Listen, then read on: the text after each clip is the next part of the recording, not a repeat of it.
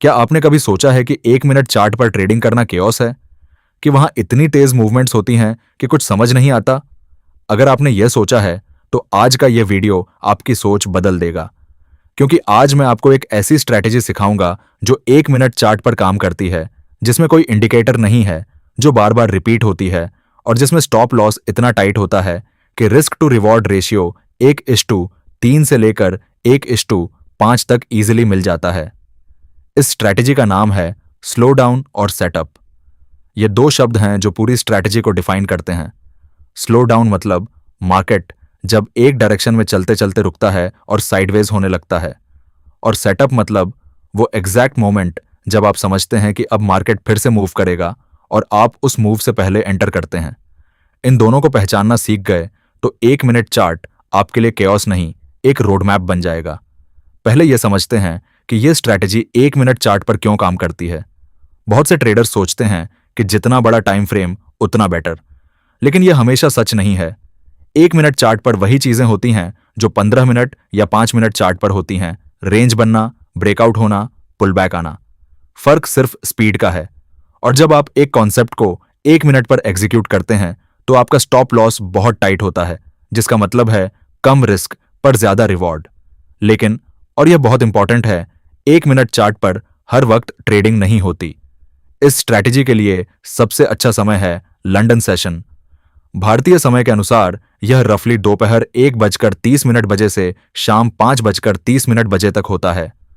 London session में market volatility सबसे organised होती है, यानी मार्केट एक डायरेक्शन में प्रॉपरली मूव करता है, रेंज क्लियरली बनती है और ब्रेकआउट्स क्लीन होते हैं। और एक इंपॉर्टेंट बात, यह स्ट्रैटेजी फ्रैक्टल है, मतलब यही कंसेप्ट 5 मिनट 15 मिनट चार्ट पर भी इक्वली काम करती है। अगर आप इंडिया के मार्केट आवर्स में ट्रेड करते हैं और लंदन सेशन अवेलेबल नहीं है तो आप इसे अपने स्केड्यूल के हिसाब से किसी भी सेशन में अप्लाई कर सकते हैं।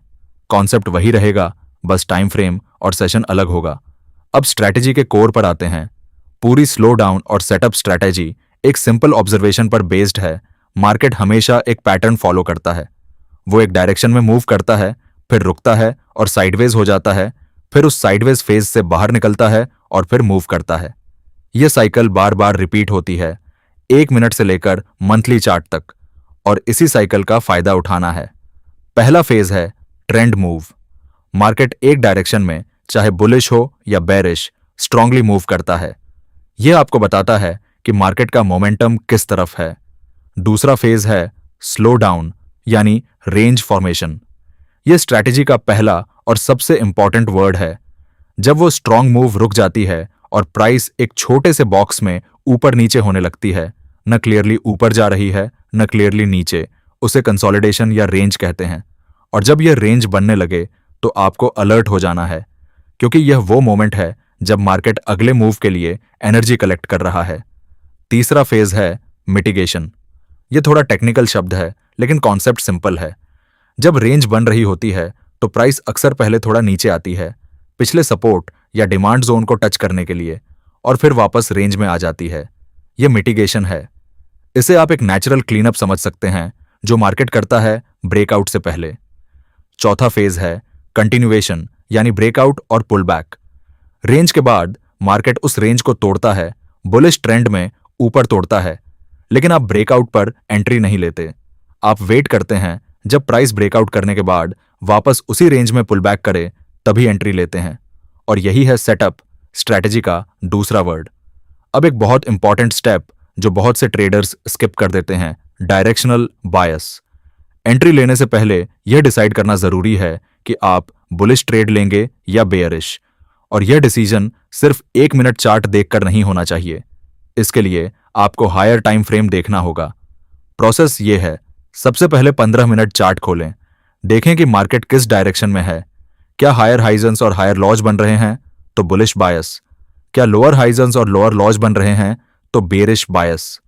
अब जब आप 1 मिनट चार्ट पर आएं तो सिर्फ उसी डायरेक्शन में ट्रेड्स लें जो हायर टाइम फ्रेम कंफर्म कर रहा है। उदाहरण के लिए, अगर 15 मिनट चार्ट बुलिश है तो 1 मिनट पर आप सिर्फ लॉन्ग सेटअप्स ढूंढेंगे। अगर कोई शॉर्ट सेटअप दिखे भी तो उसे इग्नोर करेंगे, क्योंकि हायर टाइम फ्रेम के अगेंस्ट ट्रेड लेना एक अपस्ट्रीम के खिलाफ तैरने जैसा है। टेक्निकली पॉसिबल है लेकिन अननेसेसरीली मुश्किल और रिस्की है। अब एक्चुअल एग्जीक्यूशन पर आते हैं, यानी ट्रेड कैसे लेते हैं। मैं यहां एक बुलिश एग्जाम्पल से समझाऊंगा। 1 मिनट चार्ट खोलें, देखें कि क्या प्राइस एक एरिया में कंसोलिडेट हो रही है, साइडवेज हो रही है। अगर हां, तो उस रेंज की हाई और लो को मार्क कर लें। यह आपका ट्रेडिंग जोन बन गया। अब बस वेट करना है। जब प्राइस उस रेंज को ब्रेक करे हायर टाइम फ्रेम बायस के डायरेक्शन में, तो नोट करें कि ब्रेकआउट हो गया, लेकिन अभी एंट्री नहीं लेनी। ब्रेकआउट के साथ अक्सर एक तेज मूव होती है जो बहुत से ट्रेडर्स को अट्रैक्ट करती है और वो तुरंत एंट्री ले लेते हैं। यह गलत है, क्योंकि ब्रेकआउट के तुरंत बाद प्राइस अक्सर वापस आती है और यही आपका असली एंट्री पॉइंट है। ब्रेकआउट के बाद प्राइस जब उस पुरानी रेंज में वापस पुल बैक करे, उस पुल बैक पर एंट्री लें। यह पुल बैक क्यों होता है? क्योंकि स्मार्ट मनी ब्रेकआउट के बाद अपनी रिमेनिंग ऑर्डर्स को उसी रेंज के लेवल पर फिल करता है। यही वो मोमेंट है जब प्राइस ब्रीफली नीचे आती है और आपको वहां बाय करना है अगर बुलिश बायस है। स्टॉप लॉस रखें रेंज की लो के थोड़ा नीचे बफर के साथ।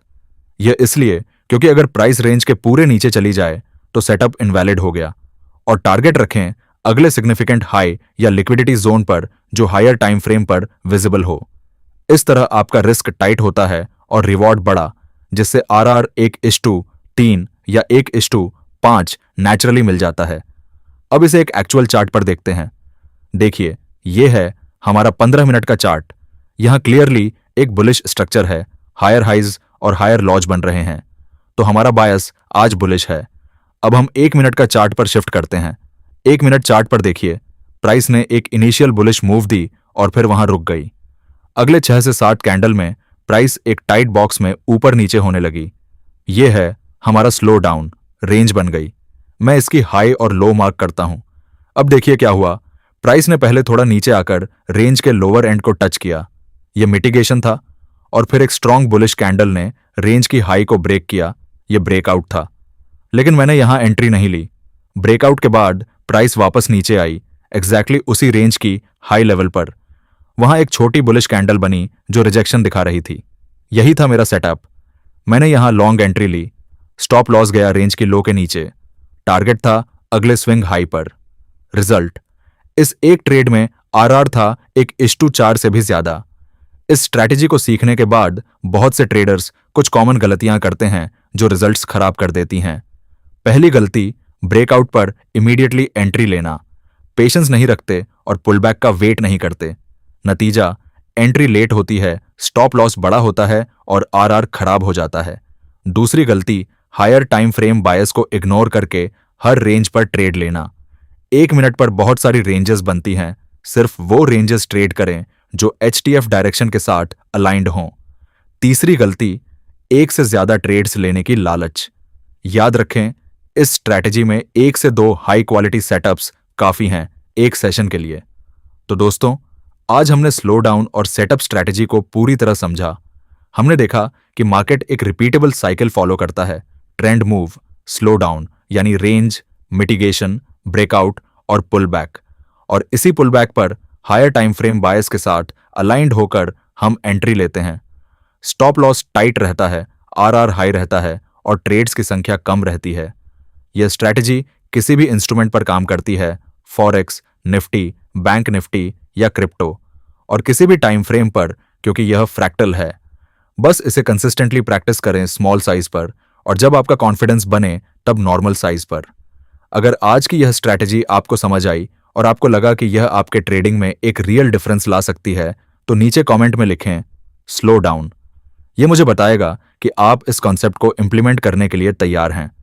वीडियो के लाइक जरूर करें, चैनल को सब्सक्राइब करें। मिलते हैं एक और धमाकेदार वीडियो में।